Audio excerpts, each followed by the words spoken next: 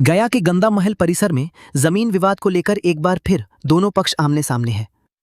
High court के आदेश के बाद करीब 4 कट्ठा 9 धुर जमीन की नापी कराई गई। नापी के दौरान चंद्रशेखर जनता कॉलेज प्रबंधन ने आपत्ति जताई। वहीं जमीन पर अपना दावा करने वाली हेमा वर्मा ने नापी के बाद बाउंड्री वाल कराने की अनुमति नहीं मिलने पर सवाल उठाए हैं।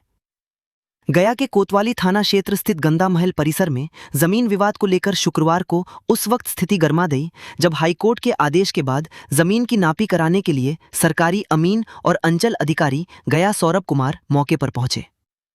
जमीन पर अपना दावा करने वाली हेमा वर्मा भी मौके पर मौजूद थीं। कानून व्यवस्था बनाए रखने के लिए कोतवाली थाना की पुलिस को भी तैनात किया गया था। बताया जा रहा है कि करीब 4 कट्ठा 9 धुर जमीन की नापी होनी थी। नापी शुरू होते ही चंद्रशेखर जनता कॉलेज के प्राचार्य और व्यवस्थापक ने आपत्ति जताई। कॉलेज प्रबंधन का कहना था कि संबंधित जमीन कॉलेज की भूमि है और नापी की प्रक्रिया को लेकर कॉलेज को आपत्ति है। मौके पर दोनों पक्षों के बीच काफी देर तक बातचीत और आपत्ति का दौर चला। इसके बाद नापी की कार्रवाई पूरी की गई। ये लोग इतने परेशान किए, सुबह 10 बजे से लेकर अभी जितनी भी टाइम हो रही है, इन्होंने एक भी पेपर नहीं दिया। इनका यही काम है कि कोई पेपर देना नहीं और हमेशा परेशान करना। डिमार्केशन तो हो गया लेकिन बाउंड्री वाल नहीं पड़ेगा। कल को फिर से हम जाएंगे कोर्ट, फिर सीओ आएंगे, फिर नापी होगा। यही काम है। और 2006 का लिया हुआ है, या तो हम गलत हैं। गलत जब है तो 2006 का लिया हुआ है तो इन लोगों ने क्यों नहीं आती डीड को चैलेंज किया? म्यूटेशन क्यों होने दिया? नगर निगम से 5.5 लाख रुपया पूरे गंगा महल का नगर निगम का टैक्स हम दे रहे हैं। अलग करवाएं, उसका हर साल 4,000 रुपया, 3900 रुपया हम टैक्स देते हैं। 500 रुपया अंचल को देते हैं। अगर हम गलत है तो हम तो कह रहे हैं कि मेरा चैलेंज किया जाए। इनका लेकिन देखा जाए कि अगर राजा से एग्रीमेंट है या इनका रजिस्ट्री पेपर है, इनको भी दिखाया जाए। क्यों नहीं दिखाया जाता है इनके? आज कोर्ट के आदेश से आए लेकिन मेरा वही के वही नहीं, कोई संतुष्टि नहीं है हमको। नापी हुई है, हो गया है। अमीन साहब कर दिए हैं और क्या सीओ साहब भी मिलके कर दिए, वो तो सही कर दिए हैं। लेकिन मेरा बाउंड्री वाल जब तक नहीं होगा, ये कॉलेज वाला लोग गुंडागर्दी करते रहेगा। ये लोग हमको धक्का मारा, यहाँ पे मारपीट किया गया। क्या बोले यही तो बोल क्या सर मर गए, यही जूता घिस के। 2006 का है, म्यूटेशन भी 2006 का है। आप क्या मांग करना चाहेंगे? मांग किया कि मेरा जमीन हमको दिलाया जाए। 3 बच्चे हैं, हम लोग कहाँ जाएं? मर जाए, यहीं से जमीन पे मर जाते हैं। और यही कारण है, अब कोई मेरे पास रास्ता नहीं बचा, मर जाते हैं। इन लोग गोली मारने का धमकी दिया। डॉक्टर साहब को भी गोली मारा था, उस समय भी थाना ये हुआ था।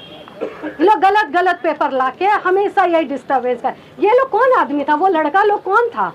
इन लोग से सवाल पूछा जाने, वो लड़का कौन था, कौन आदमी था, कौन अथॉरिटी है, क्या कितना यहाँ पे स्टाफ है? ये कॉलेज क्या है? सरकारी कॉलेज है क्या है ये? यहाँ पे गुंडागर्दी केवल हो रहा है, कुछ नहीं है। हेमा वर्मा का कहना है कि हाई कोर्ट के आदेश के अनुसार जमीन का डिमार्केशन किया गया, लेकिन उन्हें मौके पर बाउंड्री वाल कराने की अनुमति नहीं दी गई। उनका दावा है कि जमीन खरीदने के बाद वर्ष 2006 में उनका म्यूटेशन भी हो चुका है और उस समय कॉलेज की ओर से डीड को चुनौती नहीं दी गई थी। उनका यह भी कहना है कि कॉलेज का लीज काफी पहले समाप्त हो चुका है। वहीं कॉलेज प्रबंधन ने नापी की प्रक्रिया पर ही सवाल खड़े कर दिए हैं। कॉलेज से जुड़े लोगों का दावा है कि विधिवत नापी हुई ही नहीं है। उनका आरोप है कि कॉलेज को इस मामले में पक्षकार नहीं बनाया गया और नापी के लिए प्रबंधन को कोई नोटिस भी नहीं दिया गया। कॉलेज प्रबंधन का कहना है कि चंद्रशेखर जनता कॉलेज वर्ष 1978 से संचालित है और जमीन को लेकर उसके पास अपने दस्तावेज और दावे हैं। प्रबंधन ने इस मामले में आगे हाईकोर्ट का रुख करने की बात कही है। नापी हुई है, किनके आदेश पर नापी हुई है? क्या आप इससे संतुष्ट हैं? हम संतुष्ट नहीं हैं। आज दिनांक 14/8/2026 को समय 12 बजे दिन में मेरे कॉलेज में कोतवाली थाना का फोर्स आया और डॉक्टर धर्मेंद्र कुमार की पत्नी आई और नापी करना चाही।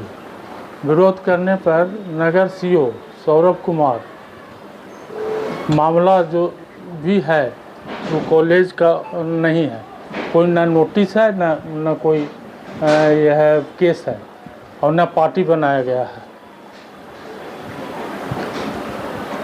तो नापी नहीं हुआ, आज नापी नहीं हुआ। नापी कोई नोटिस नहीं है मेरे पास, न सरकारी नक्शा से हुआ है, न कोई नापी संभव सही नहीं हुआ। ज़मीन को जो भी मामला है वो केस में कॉलेज पार्टी नहीं है।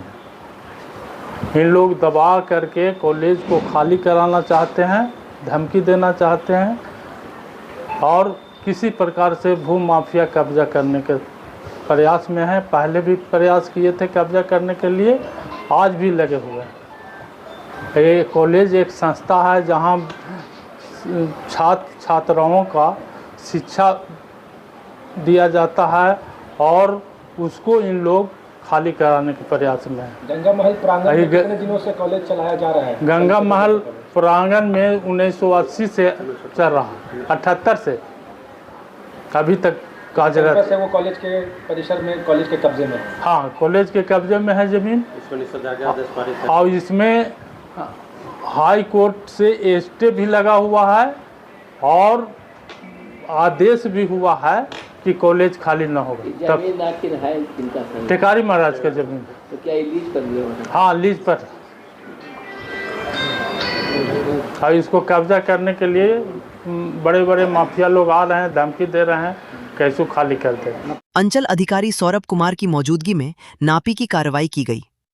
प्रशासन की ओर से बताया गया कि कार्रवाई न्यायालय के आदेश के अनुपालन में निर्धारित प्रक्रिया के तहत की गई। मौके पर पुलिस की मौजूदगी भी रही ताकि नापी के दौरान कानून व्यवस्था बनी रहे।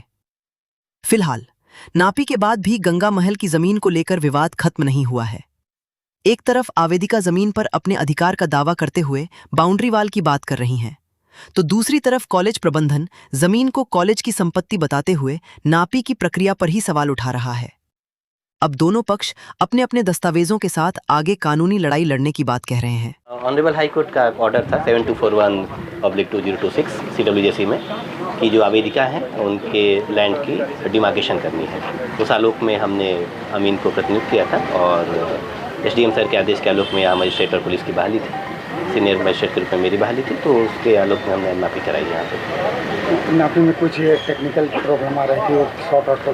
देखिए, हर मापी एक टेक्निकल विषय ही है, प्रॉब्लम उसे नहीं कहा जाए क्योंकि मापी एक टेक्निकल इशू होता है। हमेशा मापी में चौहद्दी को देखना पड़ता है, मुश्किल देखना पड़ता है और अगल बगल में कैसे है, कितनी लंबाई चौड़ाई है, तो टेक्निकल इशू ही है और टेक्निकल इशू तो हर मापी में रहती है। कि महिला संतुष्ट है नापी से? हाँ, महिला संतुष्ट है। और जो अपोज किए थे उनका क्या ऑब्जेक्शन था? देखिए, मुझे नहीं लगता है कि किसी को किसी चीज़ पर ऑब्जेक्शन रहती है, थोड़ी कन्फ्यूजन हो जाती है लोगों को, जिसके कारण की ऑब्जेक्शन आती है और जब उन्हें बताया जाता है चीज़ों को सही तरीके से तो मुझे लगता है कि कन्फ्यूजन दूर हो जाता है। पूरी तरह से सॉर्ट आउट हो गई नापी को लेकर? फिलहाल तो हाँ।